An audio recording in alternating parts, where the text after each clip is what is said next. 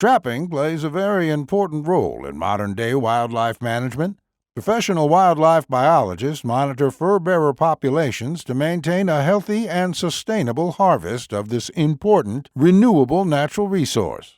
Trapping provides recreation and income for licensed trappers across this country.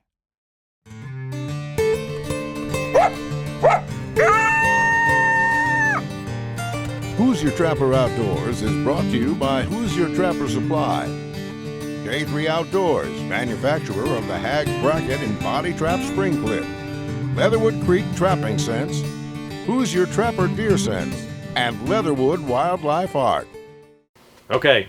10 years! Yep, 10 years. Hard to believe. So welcome to Season 10, Episode 1. Who's Your Trapper Outdoors? Pretty excited about that. Who would have thought 10 years it would last that long? So in this season, we're going to do our traditional Arkansas trip. We've also went to a new state last year, South Carolina. So we'll have that on there as well. And then we'll have our Indiana semi-live trap line, which will be obviously yet to be filmed. That'll be filmed in October and November when we're actually doing it. So that's our semi-live segment that is coming up. I want to remind everyone that if you got questions about trapping, that kind of thing, be sure to get those in, and we will address those on upcoming shows. So we're going to start this show off without a Q&A, but certainly get those questions in, and we'll try to address those in the future. And also keep an eye out for our photo contest starting again. You can go to who'syourtrappersupply.com, and all the details will be on the homepage. And that is also the only way that we are accepting entries this year. Just going to make things a lot easier. So. Yep. Don't forget about the Trap House podcast. Yep. You can also see that on the homepage of the website as well, and on all streaming platforms and YouTube, of course. So those are going to start coming out pretty regular, so keep an eye out for the Trap House podcast. And we're also on for our rendezvous this season again, September 25th. Hope to see you guys there. Yeah. We missed it last year. Yeah. It's always a good time. Hopefully everyone can join us. We will. So we'll hope for two. We'll hope for a couple things. Number one, good weather, which is nice to have. I don't care if it's cold or cool, but we need good weather, and obviously we need to not have any COVID issues. So between now and then. So, but yeah, the plan September 25th. It's a go. So good food, good demos, and hopefully good music. So we'll go from there. Enjoy the show.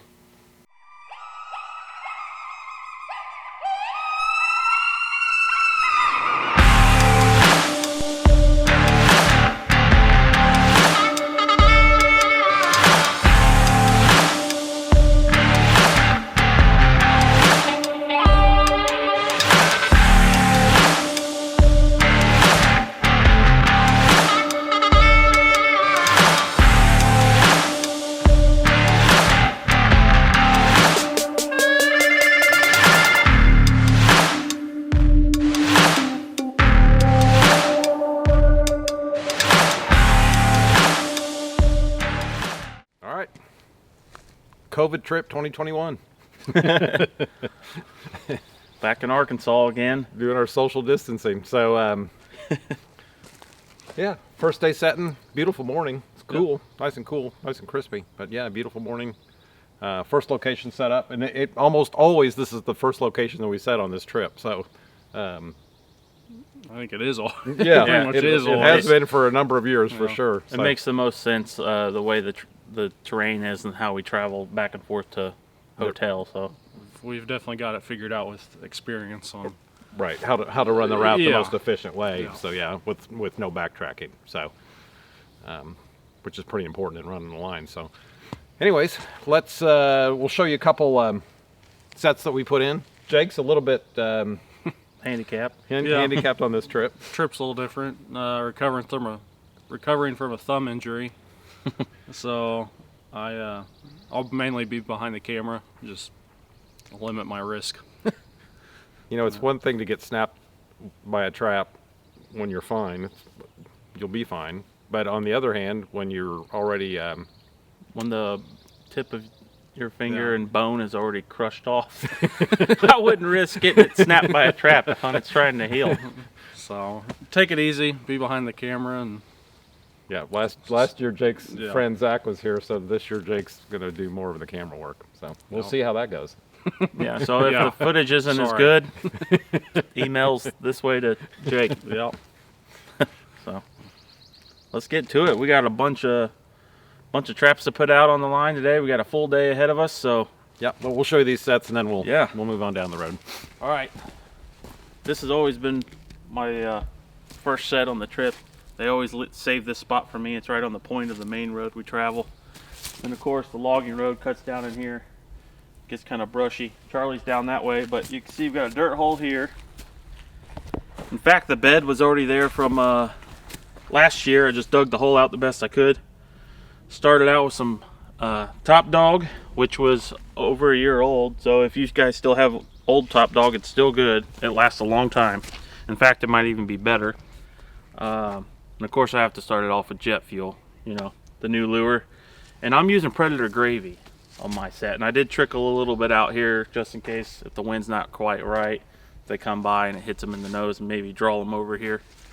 I'm on a drag because we are close to the road, so maybe he'll swing into the brush a little bit better. So, Yep, my set's over here. I'm actually in the set that Jake typically makes. Found his old trap bed.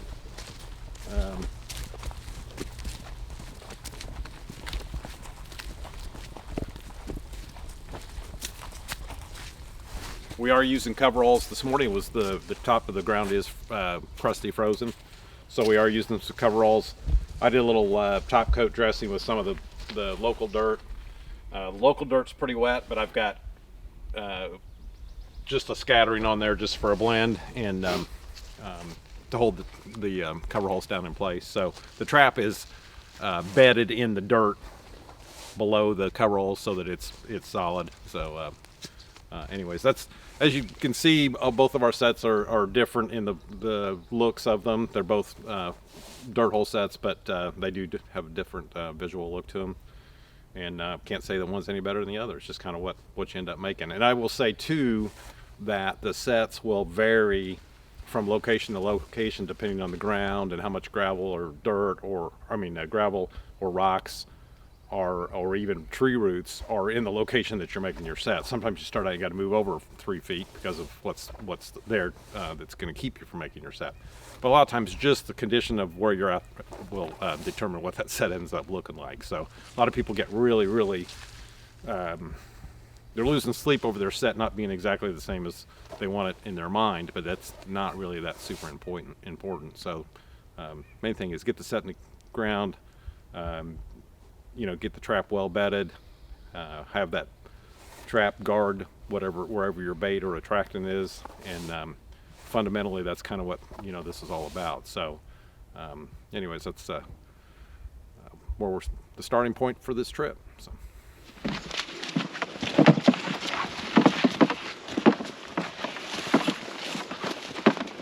you want a trail or just?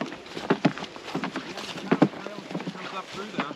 It's not Yeah, not beat down, but it's, I don't know, it just looks kind of interesting. it's a beautiful area. Yeah.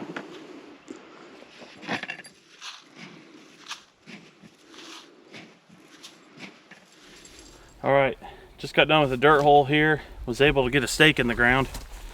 Top Dog, of course, and I'm using Vixen Elixir.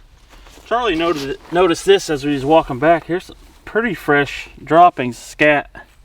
These are my lure gloves, so I'm not afraid to pick them up. But some added attraction. Can put them out over here, and maybe just give them a little refresher with some urine on them.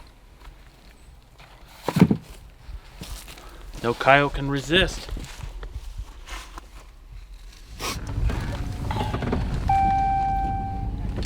Charlie's on the phone. We're in the middle of nowhere. Yeah, that's fine. If you'll go along with that, we're gonna have to change it right Tires leaking. now. We'll have to change it. Where are we gonna go? You just get flat. Call for help. Just get somewhere. Do we have to fix it flat or anything? We got another tire. Son of a bitch. Hit a nail or something, Justin. It's sitting right here. Is it? Yeah. Yep. I'm gonna look under the seat and see if we got that.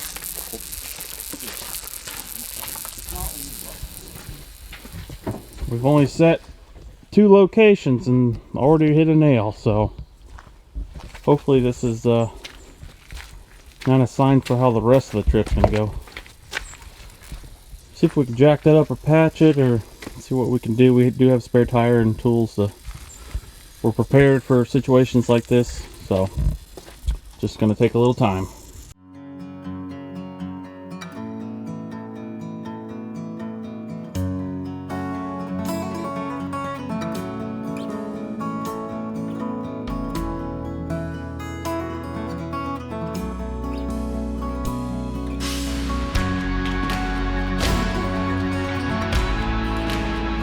Hags Trapping Products by J3 Outdoors, the most versatile and efficient trapping devices on the market.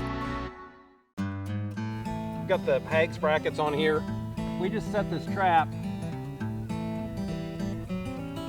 in one of the grooves, and it just sits right under there on the bottom slot, and then the water's just directly over the trap.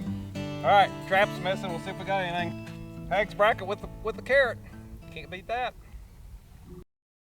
All right, I'm working on this set here, kind of getting towards the end of it. I'll apply the top dog. Just like Charlie was mentioning before, all our sets look different, probably based more or less on what's going on below the ground. There's roots, there's rocks, there's mud, everything. There's a lot of variables. Initially went in to make a dirt hole. So much rock and like clay matter, hard. So this is what I kind of do in this situation. It's going to be wanted to be a dirt hole, but it's going to turn into like a flat set with a rock backing. So we are going to put a little bit of top dog down. Nice glob of that. And Arkansas does have a law where it has to be no exposed bait, so which we wouldn't want to do this anyway. That's too easy for them to get. They get the prize and they're out of there. We want them to work for it. So this is a flat rock and it's heavy enough. You want something they're not going to roll into the bed. So, and trust me, just because it's mashed on top there, kind of blend the edge of it, they're gonna smell that. So that's on there. It's nice and sturdy. I don't think anything's gonna come off of that. So there's my backing. Tried to blend it the best I could. Now, as far as adding the lure or attractant, let's go with something. Let's do a predator seducer on this one. Switch it up a little bit. So, going to apply this, my trap's right here, right in front. When you apply this, you know, you can ask 10 different people and get 10 different answers, but for me, I'll keep it. It's kind of globbed up in there. Let it run down. It's on this side of the rock. All your attractants here. You want to work it from the front. That's the idea. Same when I go to urine. You could splash this stuff all over the place. I'm going to keep this pretty simple. On the front side of this rock, give her a nice little douse. Coyote's gonna come in here, or fox, or even a bobcat. Visually, it looks very interesting coming down this trail. I have a lot of fencing, actually, natural fencing here working for me. All these little pine shrubs are all cut. So the funneling point is right here in the front. So when they're coming down, they smell that or even see it, they're gonna come work it from the front. It's got a natural slope here. I should guide them right into where they need to be. So we'll see what happens. So we've all been to the big box store lumber yards, and we kind of look at through the 2x4s or whatever you're buying. We now know where they come from, right there. I'm not sure how they get a saw to follow that for a 2x4, but they do. They have it figured out. All right, we're getting towards the end of the day. We've been setting traps. Not a lot of sign. No, not much sign at all, actually. I found some gray fox. Charlie just found some old white droppings from a coyote, and then earlier in the day we did find another spot with fresh coyote. So other than that, not very much on these roads, where in previous years we found lots of you know, scat and droppings. So how many locations we have? We've got 18 locations, so 18 stops. We're setting 2 traps per location. So far we got 36 traps in the ground, which is not too bad considering We don't have Jake setting, and We had to change the tire. Flat tire. Yeah, kind of a little bit of a late start getting going, and take the occasional, well, not occasional, lunch break every day, of course. But we still got some daylight left, and we're gonna see if we can get another dozen out or so, hopefully. Yep. Stay tuned. Charlie was just talking about the sets that we did make have been proven in the past seasons that we've been here. Of the 18 locations, there was 16 that are proven locations, and not just one fluke animal. It was locations that have proven themselves year after year after year. And then we set 2 locations that had not been set before. They were trying to remember. They were basically new logging roads or something that hadn't been there over the past. So, in fact, the one where we found the fresh coyote droppings was a new location. So, we'll see. They always say set on sign, and to be honest, if we were setting on sign, we wouldn't set any traps today. That's the literal truth. I think that one fresh dropping spot. Yeah, and that was kind of a fluke that we saw it, to be honest. Yeah, we walked right by it. Yeah, it was. And we've been in this situation before where we really didn't see much sign, and we ended up catching a pretty good amount of stuff. So we'll see what happens. And we drive a lot of miles on this trip, so we've only set up about 25% of what we're going to ultimately work up to. So we have seen over the years where there'll be areas that are certainly better than others. Yeah, different sections. Yep. Yeah, and that might be what we're running into too, where this section just, doesn't have the population of fur bearers in it that, one of the other areas may have. So, time will tell, obviously, over the next, whatever we have, 8 or 9 check days. So, but yeah, I think that idea of setting on sign is not applying. So, anyways. All right, so we're actually at a Y intersection on a Forest Service road, and this is not a heavily traveled road at all, pretty remote actually. But it is possible that somebody could come through here. And we have had issues in circumstances like this type of location where we had a glaring dirt hole set and somebody knew what it was and took the trap. So in order to avoid that issue, I just basically made, I'm not going to call it blended, but I made a flat set here so there's no hole. Obviously the trap's there, kind of blended it a little bit with the pine needles, but this is not what I would specifically call a blended set, but it's certainly a set that somebody's going to drive by and never know that there was a trap there. For attractant, I actually took just a little bit of top dog and made a hole and shoved some top dog down in it, and then there's some urine and some lure there, some coyote carnage. So anyways, this is just a little more inconspicuous as far as the traveling public, that kind of thing. So chances are remote that there'd be an issue, but why ask for one, or why show it if I don't need to? So anyways, that's what's going on right there. Okay, how to use a drag. We get a lot of questions on how to use a drag in the field. So I'm going to finish this setup here. We're right on a Forest Service road. So I've got kind of a flat set going here, but I am going to add a little bit of bait with this flat set. So it's kind of a hybrid flat set or whatever you want to call it. And I took my stake driver and I put a hole right there. I'm going to put a good gob of top dog in there. And then I'm just going to roll this rock right on top of that. You got to be careful with doing that. Your backing needs to be of adequate size so that you can't just pick it up and move it or roll it that easily. That's a pretty good sized rock. Clearly a coyote could move that, but I'd like to think that one that size is not going to present too many problems. I've had on smaller ones where you make the mistake and have the rock sitting on top of the trap. Obviously trap's fired off. So anyways, back to how to use the drag. So I've got basically the first 6, 7, 8 inches of the traps right here, 6, 7, 8 inches of the chain buried right here, and I'm going to come back and cover that a little bit. But this is one of the kind of an inexpensive drag, and unless I was just in solid brush, I really don't trust these at all. They're just, they're just not that great in an open area like this. You could easily go, Jake's on the camera behind him, and just go down the road. So without a heavier drag, we're going to actually pre-wrap this one. So we'll take this drag. I don't want to run out of chain here. And pull my trap out of the bed.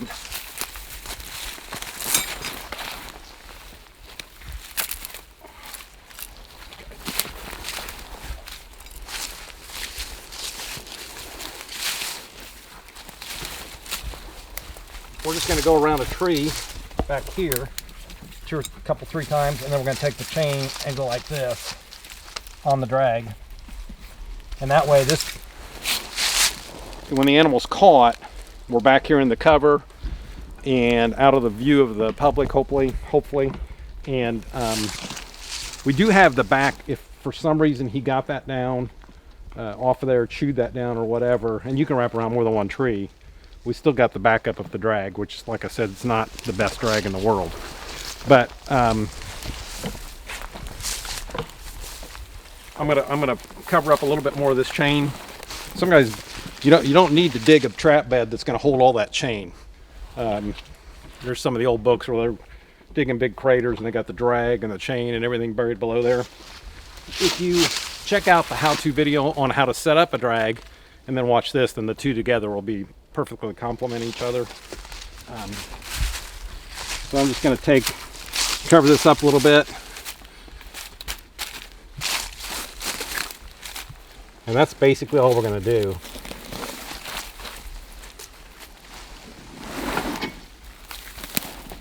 We've used cable tie-offs and we've used chain tie-offs. Both work. This is quicker to do this. The other two certainly work. The downside to this is just the weight of hauling it around in your vehicle. But I mean, your truck can take it, probably. So we've got on this trip, we brought 115 traps, so about almost 10 dozen, and then we have 6 dozen drags, and most of them are going to stake, or the rest of them are going to stake solid. But a lot of the scenarios like this, we're using a drag, and in a minute I'll show you how to use a heavier duty drag that you can trust more in an open area. But for these cheaper, lighter weight drags, definitely always want to pre-wrap, and that's how we're using them. End of the day, and the first day of setting traps. So, Yeah. Ended up getting 23 locations set, and we hit 46 traps set. So two traps per location. So all in all, a pretty good day. We actually, of course, we had the flat tire delayed us, and then we actually ran into a section where another trapper was here, and we don't want to step on anybody's toes, so we Moved a little further down the line. Past that area up. So It'd be kind of cool if we do end up running into him, just kind of, talk and see what he's catching or not catching or whatever, vice versa. Compare notes. So it's always cool to run into people out in the woods that, yeah, like-minded people. Yeah, we had, I don't know, we were just talking about that several years ago. We had run into, Jake wasn't on that trip, Justin and I were trapping, and this other trapper who was evidently didn't want to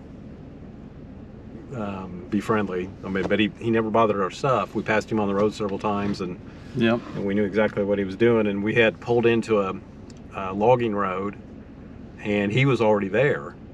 We never did see his set, so he must have hiked in a lot further. So we walked up, and we had a bobcat in the trap.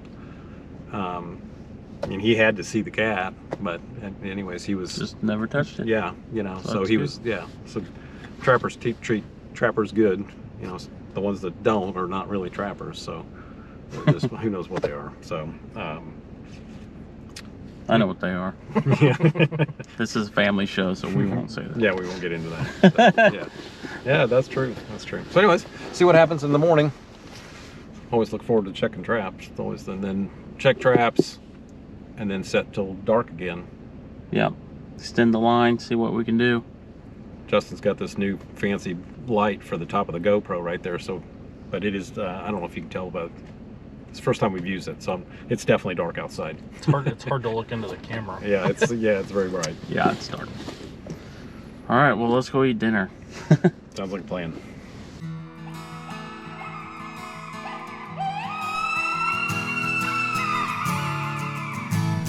Trapping has been a lifelong passion of mine. Back in 1976, I started Hoosier Trapper Supply, and we've had the privilege of serving trappers across this great country for all these years. We carry a complete line of traps and trapping equipment. You can check us out at HoosierTrapperSupply.com.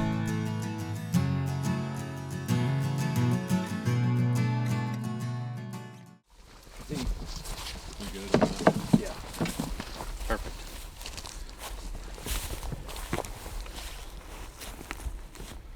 Only the second location here that we pulled into, and caught him on a dirt hole. Kind of nice because we were talking about how many gray fox that we ended up with last season around here. It was 1 or 2, wasn't much. In previous years, there's been several. So, pretty cool. Love catching these things. We just did a whole podcast, and we've been talking about the gray fox study that's currently been going on in Indiana, trying to figure out where ours of if the numbers decline and why, and so it's cool to see him here. So we'll take care of him, make a remake. Of course, we had the top dog in the hole. I was using Predator Gravy and black gold on the lure, and it worked. Top dog's still in the hole, so we got that still working for us. I don't really need to do anything, so we're gonna call that good. Set slightly blended back in here. We showed this setup yesterday, so kind of cool to show the other side of the Connect. So This was a new location. We've driven by the spot, and they'd recently logged it, so it's we didn't set it. And as you can see, they've already planted trees in here, and just kind of noticed this natural path of travel coming through here. yeah, there's a little bit of a trail that you can just follow right up the side of this hill. So, and then the kind of the contour of the ground. You know, when you got ground this big, it's just, you know, if you got to be able to figure out the most likely locations. Most locations probably had an animal running through it at some point, so those are random locations. So then you want to find the locations that are the most likely. So, which was what we all do, but country like this, obviously you need to stick with the roads and the logging roads and the trails going through grass, that kind of thing. So That's the biggest, you know, that's what makes all this so much fun, trying to pinpoint where these critters are running. we got a missing trap right here. It was kind of a blended flat set. In fact, I described this one yesterday, and so it was on a drag. I thought I pre-wrapped it. In fact, I know I did. There's a lot of blood right here. Blood right there. Blood all over. I'm thinking somebody shot something. Huh. I'm kind of thinking somebody shot something.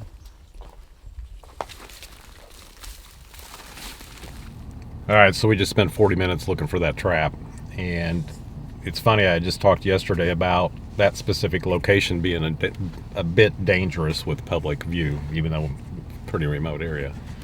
So after 40 minutes of looking, 3 of us looking, and there was some blood around, just came to the conclusion that somebody, we had made a catch, probably a night hunter, or maybe it was late in the day yesterday, caught something during the day, and someone shot it and stole the trap and the whole and the catch.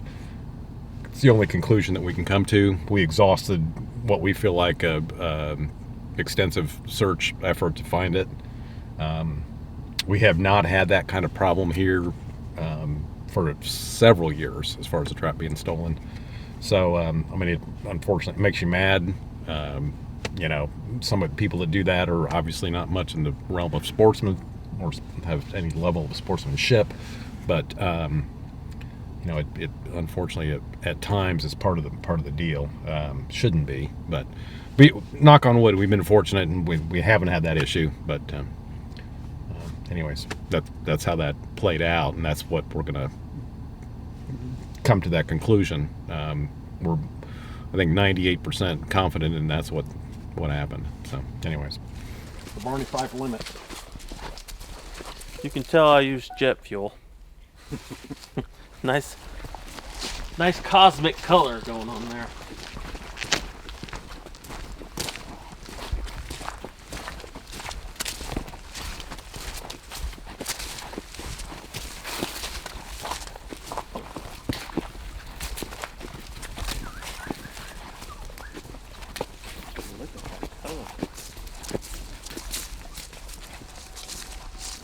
All right, still check day one. We got this coyote here. He's trying to hide under a rock. Yeah. Beautiful view. Where's the set? Right here? This is a particularly nasty, smelly coyote. Putting on the nitriles. I actually don't want to handle this coyote. He doesn't have mange or anything, but he's just reeking. I don't want to handle that coyote with my remake or my lure gloves. So I'm going to put these on, that way I can throw these away when we're done.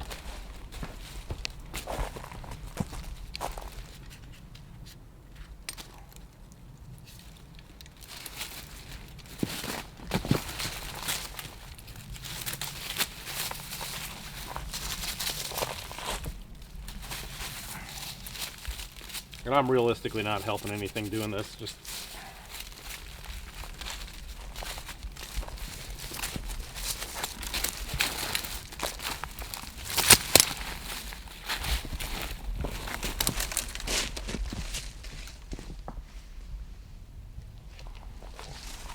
for those of you that trap in Montana or whatever and wonder why your coyotes are worth so much more than the eastern coyotes, here's a really good example why. Super dark, super harsh colors, super coarse. And we're in the south, so it's not that heavy. We've caught decent coyotes down here, but this is a good example of one that's just not very good at all. So still fun to catch, still cool to catch. All right, this was kind of a flat set. The bait is actually up underneath that rock right there. I'm going to do a remake. I will tell you that this trap is reeking from that coyote.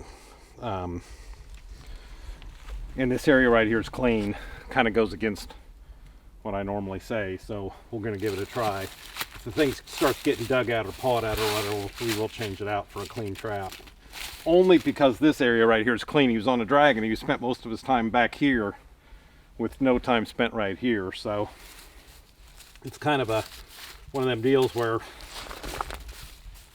you know, that trap is going to have a lot of smell on it versus the area around it. So it could present some problems, but we'll see. There's some trappers that, you know, it's like dirty trap, whatever, they don't care. And they do fine, but I like the idea of best case scenario. So anyways, we'll see how this goes. Like I said, another one comes through here and wants to mess around with the trap, or we'll put a clean one in. So when we're using these coveralls, I always like to blend a little dirt on top. It holds them down, keeps them from blowing away, and blends them a little bit more of a natural look.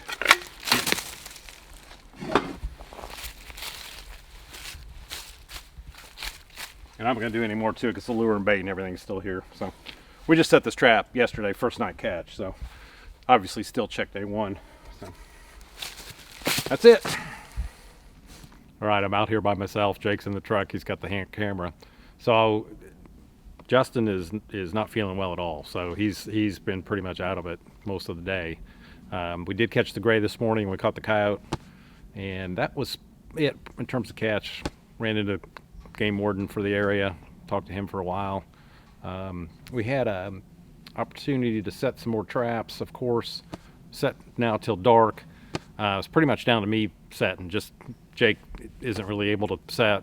Justin is pretty wiped out. He's just not feeling good at all. So set, I think 16 more locations. A lot of those are single because I've been doing it myself, single trap locations. So I think it was 23 additional traps, but so anyways, I think we are up to 69 traps set out.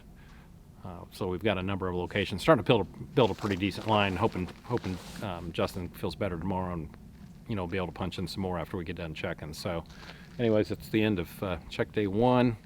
And as you can see, I think you can tell, it's pretty darn dark. We can't set any more traps unless we had flashlights. So we're going to call it quits for today and see what happens tomorrow.